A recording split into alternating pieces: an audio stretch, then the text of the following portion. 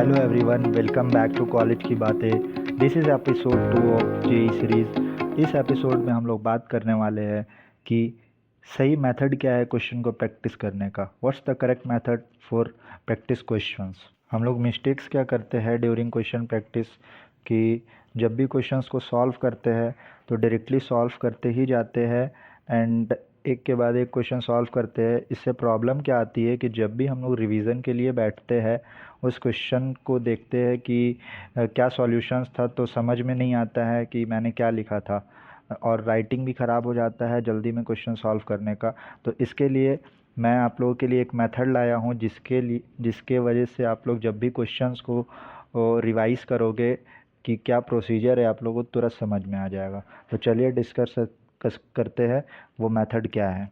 तो जब भी आप क्वेश्चन को बनाते हो सॉल्व करते हो, चाहे वो फिजिक्स का हो, केमिस्ट्री का हो या मैथमेटिक्स का हो, आप उस क्वेश्चन में जो भी कॉन्सेप्ट आप लोगों ने यूज़ कर रखा है उसको एक बॉक्स में लिख दीजिए कि कौन सा कॉन्सेप्ट आप यूज़ किए हो उस क्वेश्चंस को सॉल्व करने पे।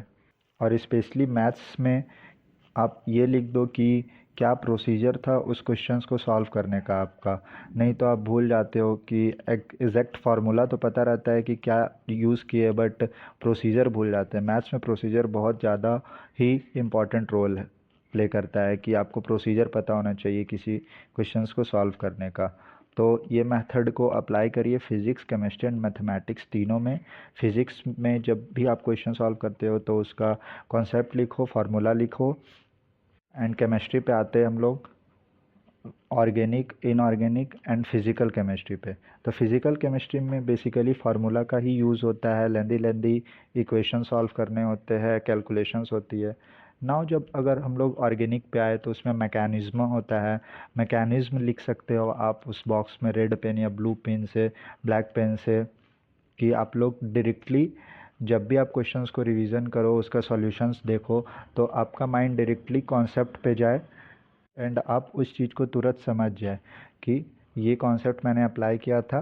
तो इससे होगा क्या कि जब भी आप टेस्ट देने बैठोगे तो क्वेश्चंस को पढ़ते के साथ ही वो कॉन्सेप्ट आपके माइंड में हिट करेगा एंड इससे आपका टाइम बचेगा ड्यूरिंग टेस्ट और वो टाइम आप किसी और क्वेश्चंस में दे सकोगे।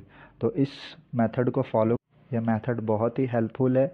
आप लोग एक बार इस चीज़ को करो एंड देखो क्या रिज़ल्ट आता है टेस्ट में। एंड हम लोग का टेलीग्राम चैनल भी आप लोग ज्वाइन कर सकते हो